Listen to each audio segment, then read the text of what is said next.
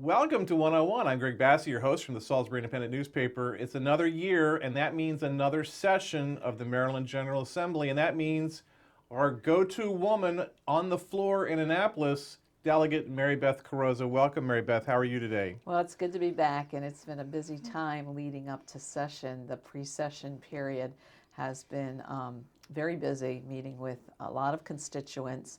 This is the time to spend at home, meeting with constituents, meeting with all the key groups, whether those be businesses, schools, our health departments, everyone, making sure that I understand their priorities and the challenges they're facing, so I'll be in a stronger position as we start to work on the next budget.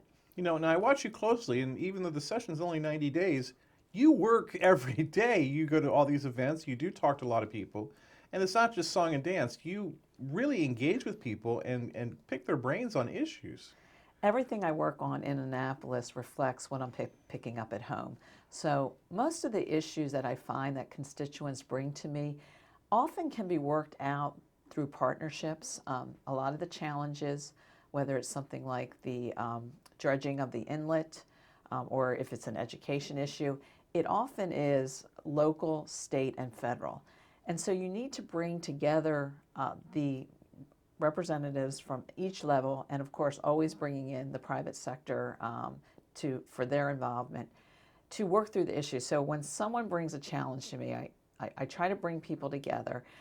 I try to see if we can work it out through a partnership. Can we work it out through an executive order or a regulation, or maybe it's an interpretation of a regulation or some type of oversight, since I serve on the Appropriations Committee and we have an oversight role across state government.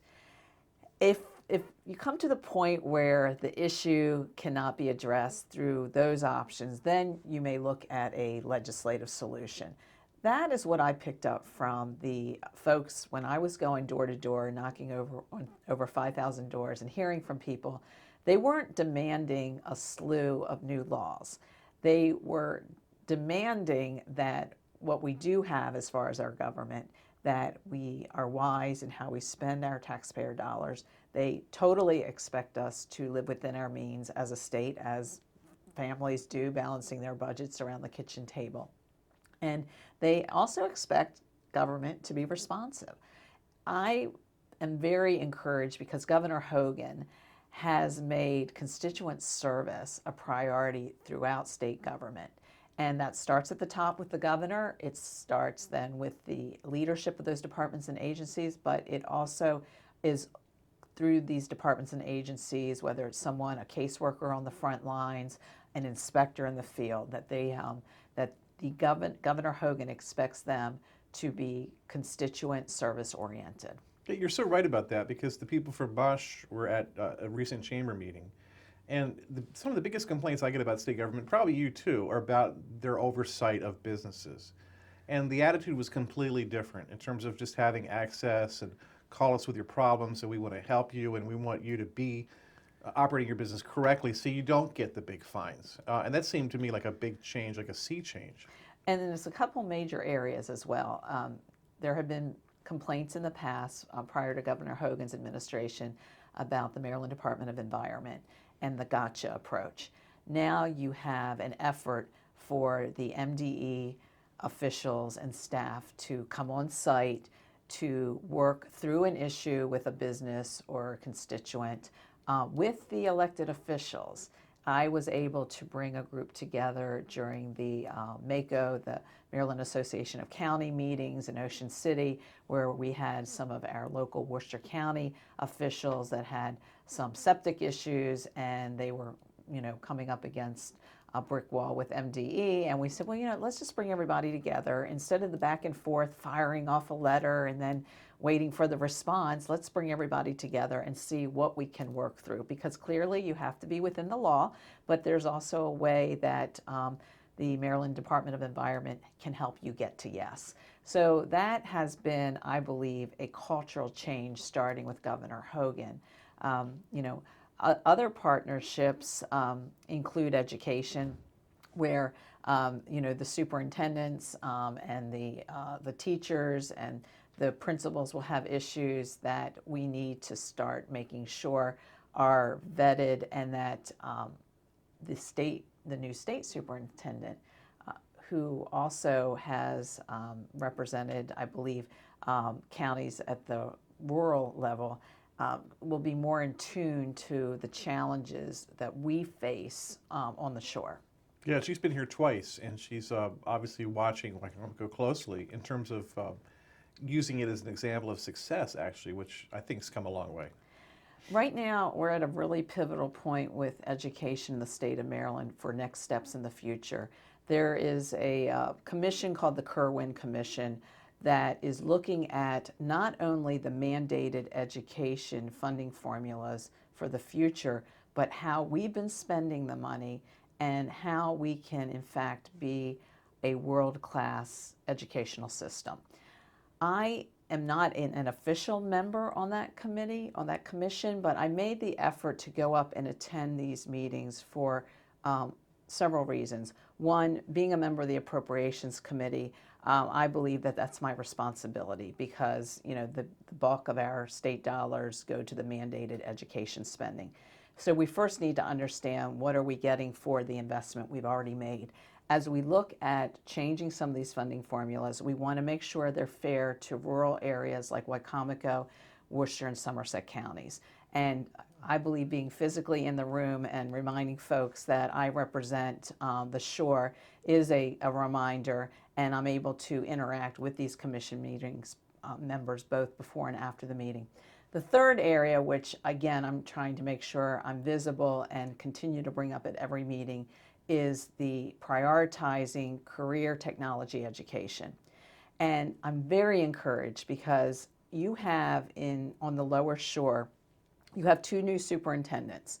You have Dr. Hanlon in Wycomico County, and you have Lou Taylor in Worcester County, and you have Dr. Gaddis in Somerset County, who actually served in Worcester County before moving to Somerset County. I have been able to speak individually with each one of them on separate occasions and repeatedly to make sure I understood their vision for career technology education. And what I've been trying to share with my colleagues on the commission and my colleagues in the Maryland General Assembly is the feedback that I'm receiving from employers, which is the need they have for a skilled workforce. And so they are coming forward and sharing their ideas of where they need the workforce, whether it's in the construction industry, whether it's in the healthcare industry, whether it's in high tech.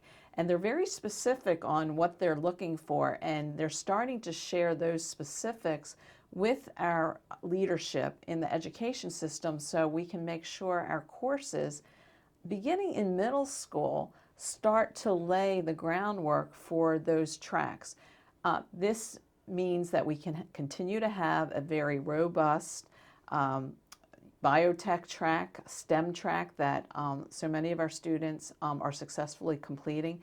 At the same time, we can have the career trades track, which really needs to be made a little bit more robust and a little bit more of an understanding that these are high-tech, lucrative positions where there's a need by our employers. So I have made career technology education a priority, working again directly with our local school systems and our local employers, and then taking that information back to a Kerwin Commission that is going to look at education funding and prioritization across the state. So that will continue to be a priority, although it doesn't necessarily lead to legislation, but it certainly will be one of the state's largest financial investments. Yeah, with the changes in the job market, the stigma of CTE, industrial arts or whatever, it's gone. It's VOTEC, it's gone. It's really important for people to know that that's an option. Right, and it's one of the reasons why I held a construction industry forum at Worcester Technical High School in Newark, and I've also been working with Brian Ashby at Parkside on the CTE program there. Two great facilities. We're so lucky that we did it right. Exactly, and what is very encouraging is with the leadership of both Worcester Technical High School and Parkside CTE, is that they already have an infrastructure where they're working with employers. I think now the next step in this is to drill down a little bit more and find out exactly where are those fields where we need to provide more of the training, again, planting the seed in middle school, and then as the students come through, letting them know that there are these options with career technology in high school, and then partnering with schools like Warwick, Salisbury, and UMES, again, making sure that the employers are part of that discussion all the way through. It was one of the reasons why we held the forum. We invited the guidance counselors and the principals starting in middle school, so the guidance counselors and the principals would understand that these are high-tech lucrative jobs and there's a demand for them. And I was very encouraged when we held this forum at Worcester Technical High School that Lou Taylor had just been named the new superintendent. Instead of doing the obligatory introduction and leaving the forum, he stayed the entire 2+ hours. And at the end of the forum, he stood up, he looked out at his teachers and his guidance counselors and his team and said, "We are listening to the employers and we're going to continue to make career technology a priority." So I believe that we on the shore have that understanding. Now we want to make sure, as this statewide commission looks at funding formulas and reprioritization, that that remains a priority as well. You won't see the humor in this, I'm sure, but isn't it ironic that you and I grew up together, Lou Taylor, he's the superintendent, you're the delegate, I'm the editor of the paper. How does that happen? So I think it says a lot about our home community. That we never left. Well, We did leave, but you and I came back. Lou never left.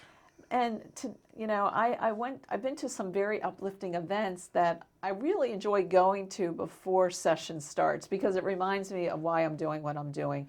And so many of the scheduling that I do before session starts is to be in the schools with the students. And I was invited to, during National Education Week, to make the rounds, and I went into at every level, elementary, middle, and high school, and just was very encouraged to see the interest of the students and that they are looking ahead and they do realize that they have to meet certain expectations to pull down the good jobs. And then I see the dedication of the teachers, and that motivates me when I go back to Annapolis when the pace can be so furious as far as when you're working on those budgets and going through the hearings. And you tend to lose sight of what needs to be done when you step back and you say, okay, you're taking all this information from meeting with the students, from talking to the business people, and basically making sure that what you're picking up is then part of what our end product is in Annapolis, whether it's reflected in the budget, whether it's reflected in policies across state government, or whether it's actually some individual legislative initiatives. All of that is driven from representing people at home. Yeah. Now, being on the Appropriations Committee, the headlines for the next 90 days are going to be about the budget a lot. So you're going to be in there in some tough environment, $200 million gap. We'll wait and see what the governor's budget does to cut into that somehow. But one of the things that concerns me or surprised me is that with revenues up about 3%, that we still have this hole. So you would think that means that we're overspending? Well, I would actually take it back a step further. We need to look at how we come up with our estimates because our estimates and our revenues aren't matching. So you're absolutely right. Our revenues did not reach the estimates that we predicted earlier. And there's a whole, This comes from the controller's that's office, right. and there was a miss on with capital gains, or they thought people would earn more and pay more taxes through capital gains, but it didn't happen. Right, and the Spending Affordability Committee, which meets prior to Governor Hogan introducing his budget, they look at where we are, and as you already noted, we have the write down. They then make a recommendation, and their recommendation is that Governor Hogan's next budget cuts at least 50% of the structural deficit. And I believe the structural deficit for 2018 is around 377 million. So that's, that's putting us, if they're already putting the marker out there for what they expect to see in Governor Hogan's budget. I expect Governor Hogan will probably cut more than 50% of the structural deficit based on what he has done in the past and based on the fact that he has made fiscal responsibility a priority for the state. And it's exactly what I heard when I was going door to door. Put your fiscal house in order. If we do it at the family level, you need to do it at the state level. So we can expect that we will have a budget. I again believe Governor Hogan will be able to fund the priorities as he has done before. And then we know we'll get into a tug and pull on different priorities between the legislature and Governor Hogan's administration.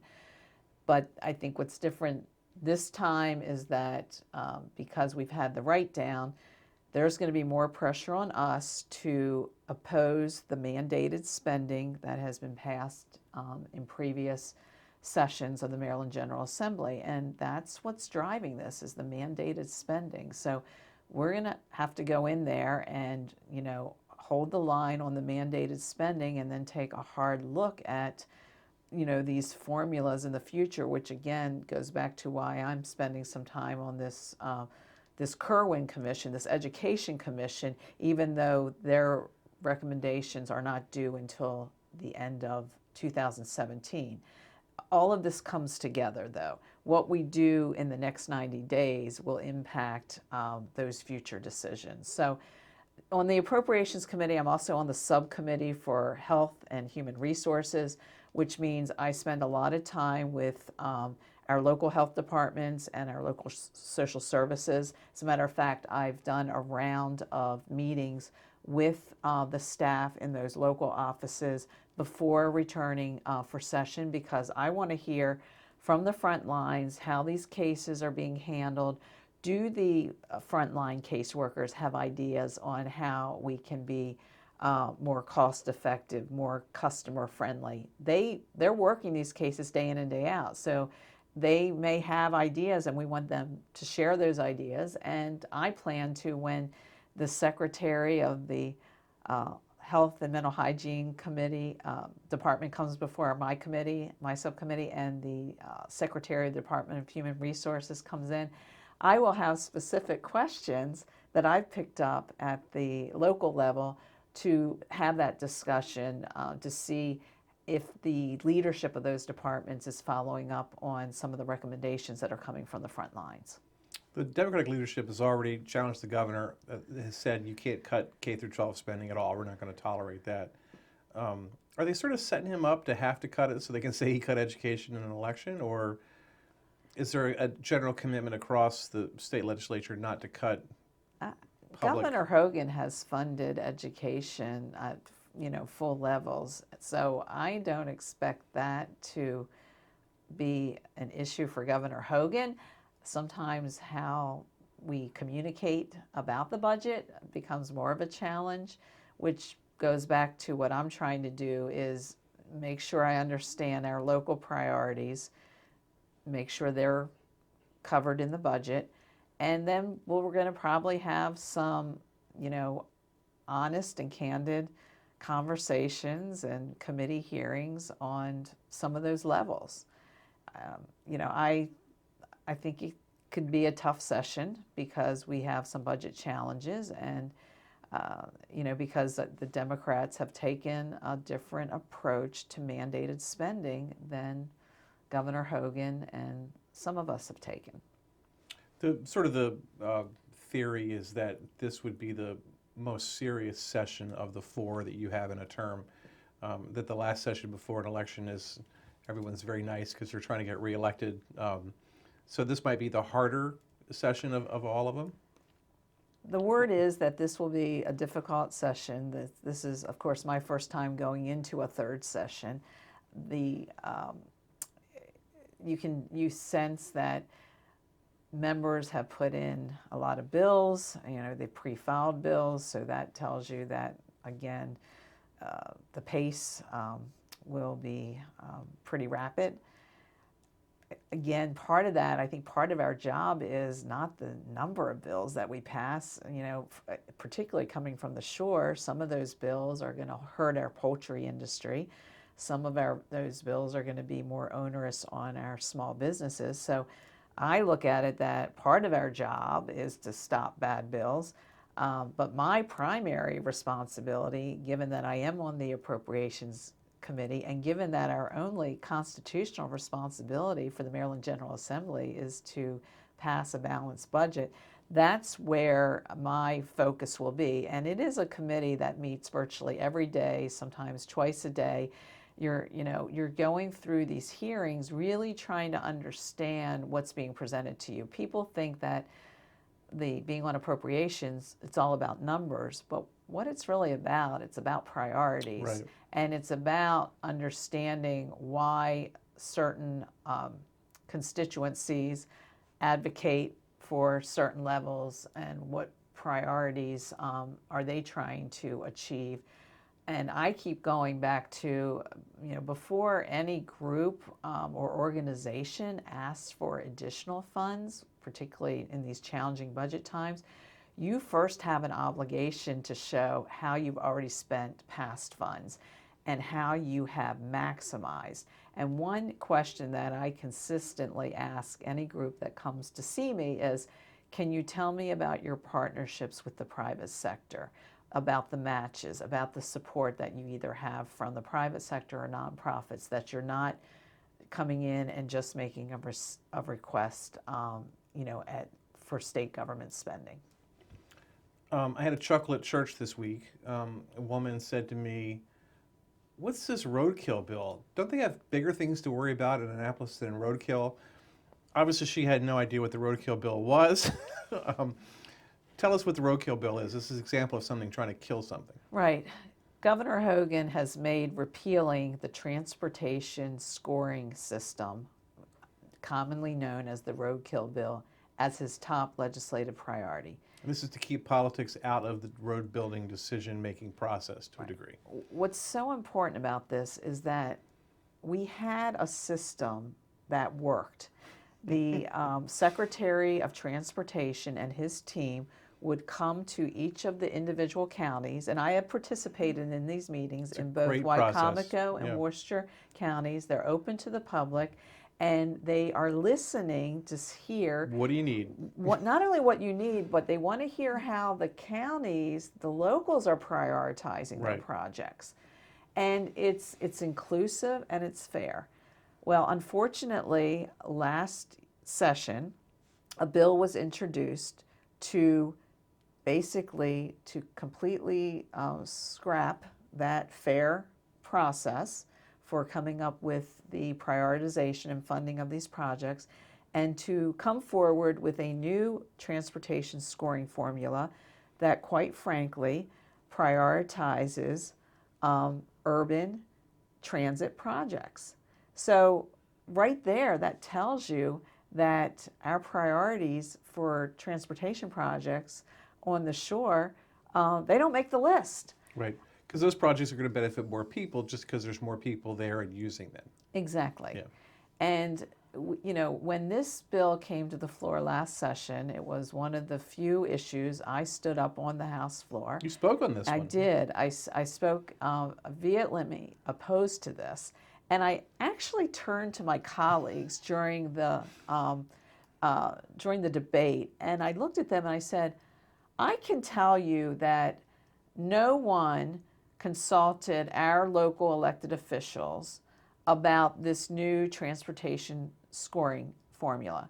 And I dare say, if you check in your own jurisdictions, that no one checked with your local elected officials. Yet, we are moving forward and passing legislation that will fundamentally change a system that has worked for us across the state. So it's just bad policy, a bad law all the way around. Governor Hogan vetoed the bill last session. I supported the governor's veto, and unfortunately, in both, it was overridden. So then there was this pressure to see, well, can we make this bad law work? And when the Secretary of the Department of Transportation sat down with his team with the clear criteria of what's in the new funding formula, all of our projects, I think it's only out of the 83 projects, only 7 of them would have been funded under this new formula because it gives priority to urban transit projects based on population. And locally, the effects are 404, the work going on there through Denton. So what would be in jeopardy right now is 404 Road to the Beach, the Route 50 replacement bridge into Ocean City, and 589 in Ocean Pines. Which is, you must field questions about that all the time, because that is just dangerous on 589 through Ocean Pines. People pulling out of the McDonald's, and it's just a mess there. Well, it goes beyond locally, the local impact, because I've actually have heard a couple of local Democrats here, as well as some of my colleagues in other parts of the state, when they start to realize that the new funding formula impacts projects in their district and threatens future projects priorities, that now they're trying to see how do we rework this. Governor Hogan and his team have come to the realization this law is so bad it can't be reworked. It has to be fully repealed. And then at that point we can look at some of the, if we want to change our funding formula, if we feel like we have to make some improvements to the current one, although I personally have experienced the current formula and it's fair, but if there's an insistence that some changes need to be made, then maybe we look at what other states do and perhaps use some of those ideas only after the current law has been repealed. So that's where we are. It's a tough issue because I'm concerned that some of our leadership in the Maryland General Assembly have dug in on this issue. All I know is that I'm basing my work on what I know and my experience by working with the locals. And we have heard from, as late as yesterday, I again heard from Wycomico County commissioners, council members, Worcester County commissioners, that they are fully supporting Governor Hogan's repeal of the roadkill bill, the transportation scoring system. Your district is 38th C, so you've got most of Worcester County, western Wycomico County. Eastern Wycomico. I'm sorry, eastern Wycomico County. When does session start? January 11th. January 11th. But the pace has already, it's picked up. I've, been spending whole days in Annapolis in December and leading up to that. I expect to work a pretty full week in Annapolis the week before session starts, mainly to just, to be as organized as you can be, knowing that, the budget's coming down and how tough that process will be, and also just trying to make sure that my constituents and the key constituencies throughout the district, our healthcare leadership, our educators, our business, our retailers. I'm very concerned about some of the policies, bill introductions that may impact our small businesses. So I am trying to make sure I take the extra effort, even though I'm not necessarily on those committees of jurisdiction.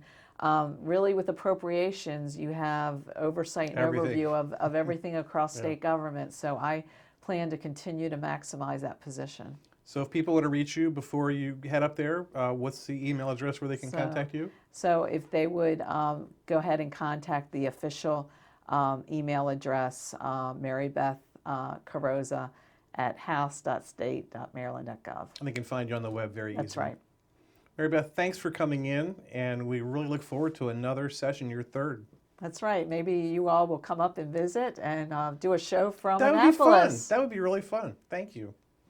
She's Mary Beth Carozza. She's working for all of us in Annapolis, and we're proud to have her here and proud to have her there as a voice here for the Lower Shore. I'm Greg Bassett, editor of the Salisbury Independent, another edition of 101 right here on PAC 14.